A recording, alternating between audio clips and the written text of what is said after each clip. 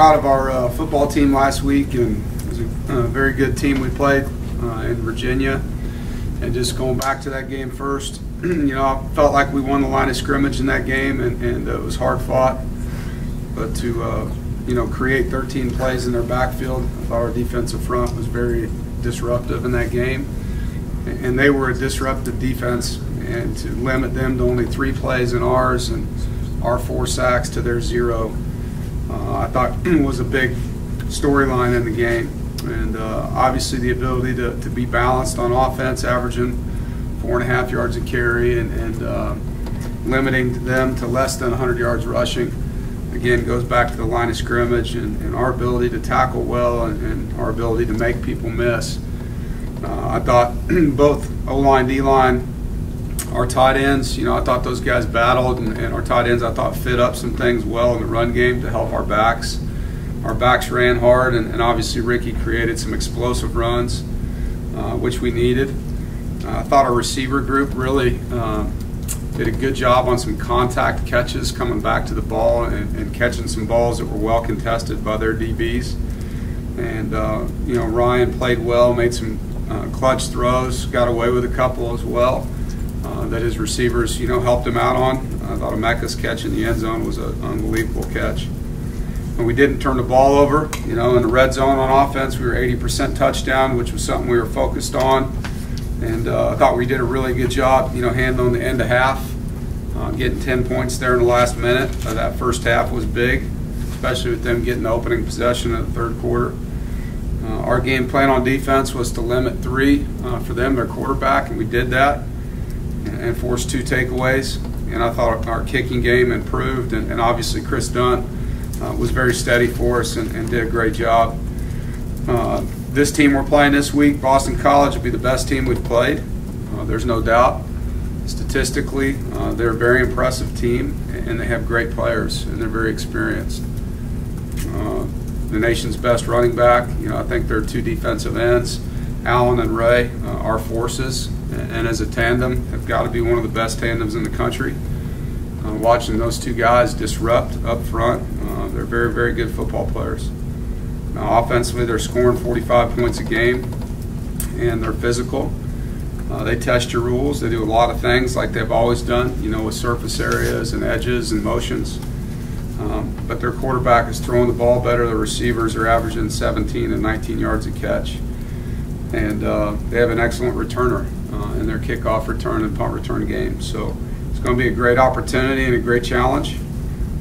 We do need our fan support in this game. We're playing an offense that's an up-tempo offense, and they rely on their ability to communicate. And for us to have crowd noise would be huge for our defense in this game. And so asking for that from our student section. I know it's fall break, but again, like I said in my press conference after the game, you guys do make a difference for our football team. We feed off your energy, and when we have our stadium the way that it can be, it's a force. And so, you got an undefeated football team playing another team that's undefeated in the league with some great football players on the field to come cheer for us. So we'd love to have that be a part of the experience this weekend. And with, BC, just +4 turnover margin, and they're top 5 in the nation in creating takeaways, 8 interceptions, and again, a lot of that to me is attributed to their pass rush too. But they've got a lot of experience. There's 18 starters back when you look at their offense and defense, and really 19 when you count their returner. And they're tied for 18th nationally, and they lead the ACC in explosive plays over 20 yards offensively. So getting a lot of big plays, not just from Dylan, because I know that's where a lot of it goes, and deservedly so. But their pass game, they're getting behind a lot of people because of the focus on Dylan and the skill that they have at receiver. And their senior receiver, number 6, Smith, and sophomore receiver, number 9, White, are both really good players. I think they're tight end. Sweeney's an excellent football player. He's been there a long time. He's a good blocker. He's a good receiver. He's got 3 touchdowns. And then the O-line has all 5 starters back, so a very veteran group that understands what Coach Adagio wants done. I mentioned their defense already and their 2 defensive ends, but their secondary's got a preseason All-American in Dennis. Hamp Cheevers is an excellent cover corner, and their linebacker, who was injured last year, we didn't play against. Number 13 is back and is a great leader for them, I know. So it's going to be a great game, and two really good football teams that are hungry, that are playing well, and a lot on the line, for both teams. So that's what college football is all about, and look forward to the opportunity with our guys against theirs in a home game. Questions? You've gotten them up there the last 2 times. They've gotten you here the last 2 times. When you look back at those 2 home losses, what kind of stands out to you about those games? Well, one of them we had lightning and the stadium was empty. I remember that. That wasn't a typical home game. The other one was pretty early. We didn't win a lot of games at all that year. But I just know every time you play them, you better be physical. You better not beat yourself, because they don't. The times that we have beaten them, we've been able to run the football against a very active front and create explosive plays. And defensively, we've created takeaways in those games. And last year, we blocked a punt. And on special teams, that was a big part of it. The field position that goes with it. But every year's a new year, so you got to earn it. Ricky said Saturday that all credit for his big day goes to the offensive line. How well has that group played this year? And how much is that a testament to what Coach Ledford's been able to do with plugging a couple new starters in? Yeah.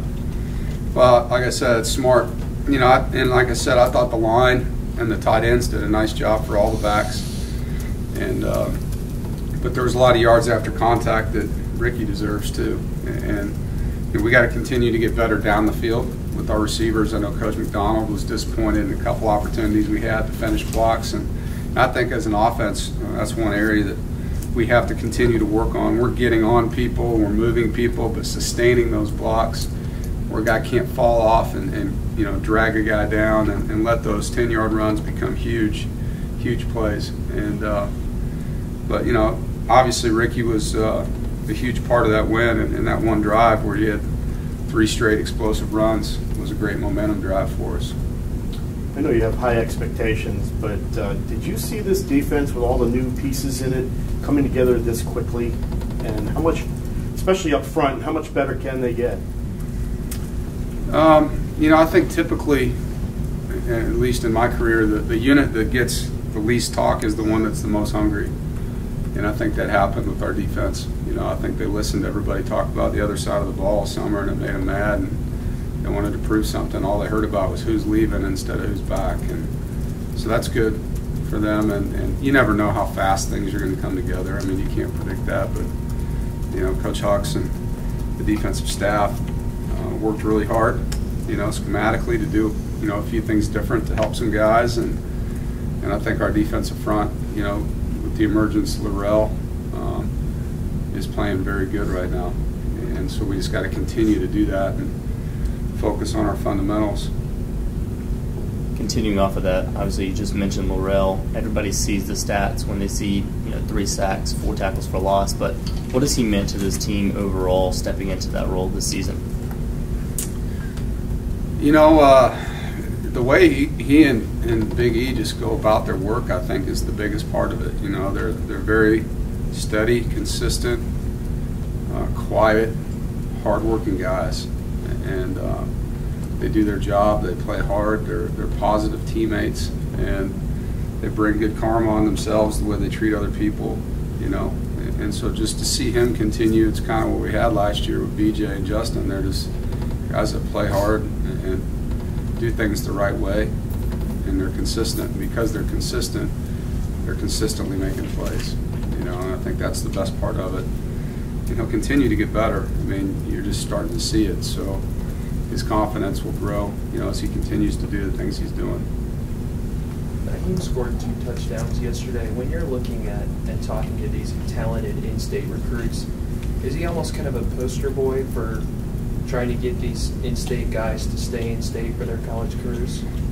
Yeah, I mean, I think anytime you have a player from your team that's doing well at the next level and they remember him, it's going to help you in those conversations.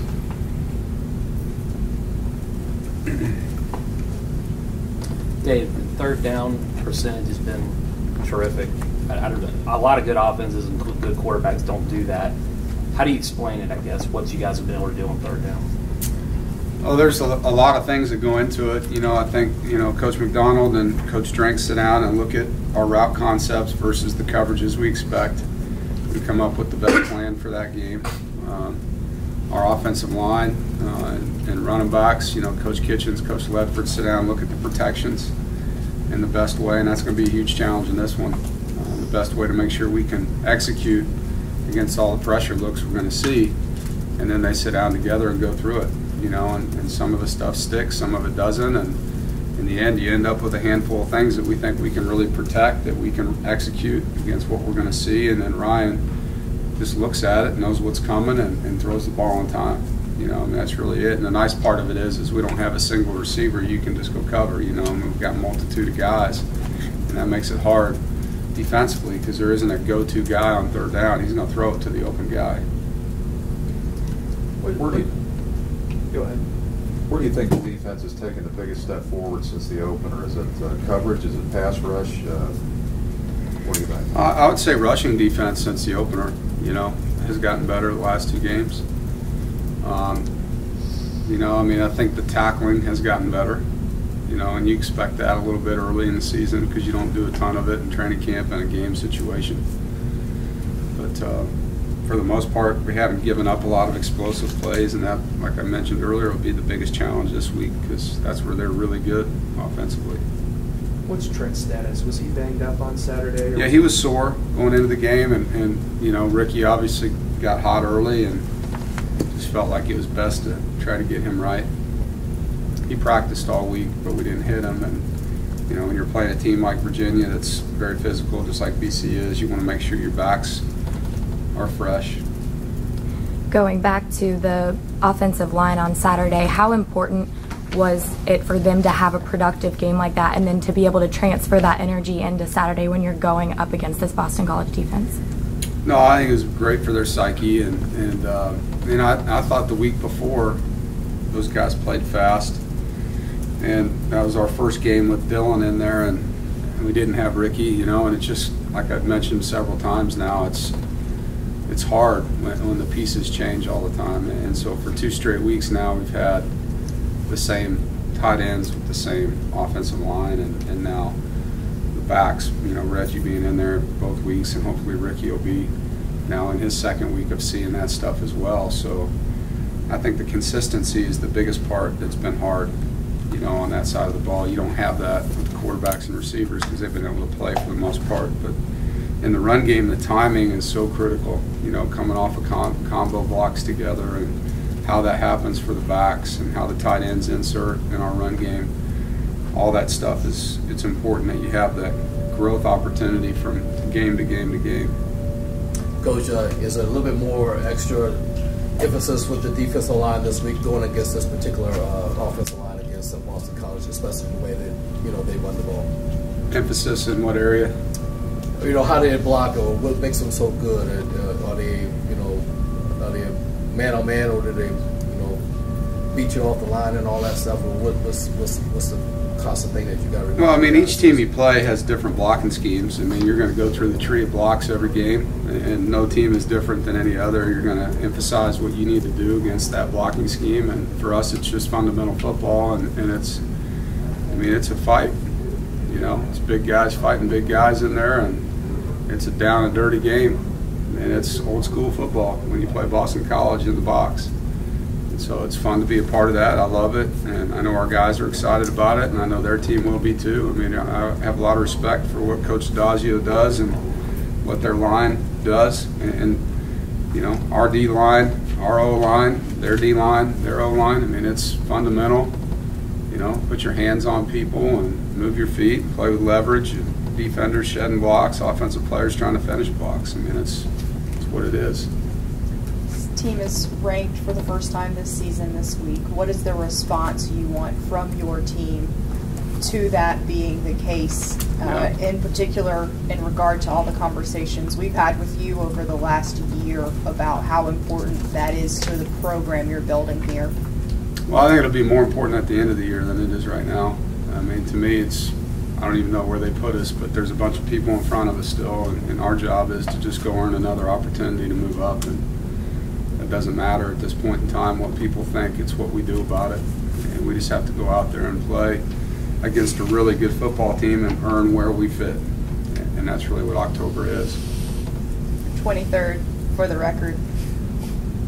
What, I guess, as the guys become aware of that, or if they do over the course of the week, how do you think they will respond? I asked because you just referenced the way your defensive front responded to negative talk so well. Mm-hmm. Well, I hope they have a chip on their shoulder. You know, I mean, that's kind of what we need to be about, in my opinion. And, you know, what people say, whether it's good or bad, again, after 12 weeks, that's when it's going to count. And we've got to earn where we end up. And, you know, to be where we're at right now is because we're 4-0 and we earned the right to be 4-0, and now let's go earn the right to be 5-0. I mean, that's all we can talk about. That stuff doesn't matter right now to us. Dave, sort of following up on that though, last year it was a new thing when you guys got rankings. It had been a while. This group, a lot of them are already, they've dealt with that before. Do you think that there's sort of a benefit of a been there, done that for them, that they don't get caught up in it because of last year? I don't know. I mean, it's not like I sit in there and talk, how do you guys feel today about being this? You know, like, we don't talk like that with our guys. We talk about winning. We talk about what you got to do to win. We talk about being better at what we do. We talk about our weaknesses. We talk about how to take advantage of their weaknesses. Like, all that peripheral stuff, at the end of the year, we'll celebrate it or we won't, you know. But, I mean, we just don't sit around the table and drink coffee and talk about where we're ranked. You know, like, we don't do that. So, I mean, I know it's great for you guys to write about, and it's important. It is. But right now, it's not a conversation. I'm guessing you don't talk about horse racing either, but there's an expression, horses for courses. Do you just think... Horses for what? Horses for courses. Okay. Never heard that one. Not? Okay. We're even then on the quarterback games. Okay. So, what it means, though, is there's matchups. Certain matchups work out better for certain teams. For example, you know, when you play Clemson, I feel like we see the best version of NC State. Maybe when Boston College plays NC State, we see the best version of Boston College. Do you kind of subscribe to the theory that there can be horses for courses? There could be matchups that favor certain teams or bring out the best in certain teams? You know, I don't know. I mean, you watch BC year in and year out, and they give a lot of people tough days now. I mean, they're averaging 240-some yards rushing a game. It wasn't like they didn't play good in those games, you know. And they're #1 in scoring offense. They played pretty good to get to that point. So, do we see a good BC team every year? Yeah, but so does everybody else, you know. I mean, I haven't seen them lay down on film yet. They're a very good football team. I don't think they get enough credit for whatever reason, but they're leading the ACC in explosive plays. Pretty good team. What makes AJ Dillon so effective, so hard to contain? What's that? What makes AJ Dillon so effective and so hard to contain? He's super talented. He's big. He's fast. He's patient. I think he runs with an attitude. His linemen, obviously, and tight ends and receivers create run lanes for him, and they feed him. He gets the ball a lot, so he has a lot of opportunities.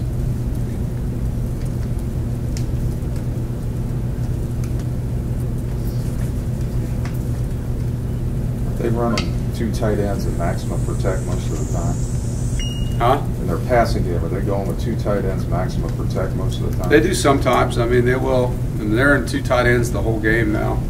But they'll look like they're in 3 receiver sets. They'll look like they're in 4 receiver sets. They'll even get an empty. I mean, they're multiple. But obviously, with the run game they have, you're going to get play action. You know, and in play action, usually you're going to have at least a 7-man protection that goes with it. And depends on whether it's an in the pocket play action or a bootleg, but they're going to have a lot of people in there to help them, and because of that, you know, they haven't given up a lot of sacks. They've only been sacked, I think, 6 times on the season.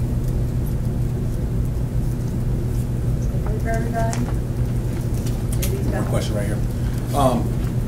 I know you guys don't like to look ahead or whatnot, but obviously you and your coaching staff, you probably have a long-term plan. Where you guys are at right now, what would this win over Boston College? What would a win over Boston College mean for you guys going into a bye week following your next opponent after that, and as far as whatever statement you guys can make to the nation this weekend, and what this win would mean for the program? Well, be 5-0 going into a bye week, which would be awesome for our guys. You know, I mean, you always like going into a bye week with that type of feel.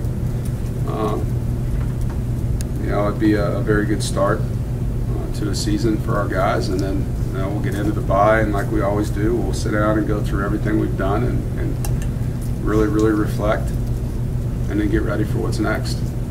But I mean, that's as far as we're looking right now is today. And our focus is a 5-day grind right now. We got 5 days to be the best us that we can be, and best coaches, best players, best program, and then we get a little bit of a break. Love to go into that break feeling good.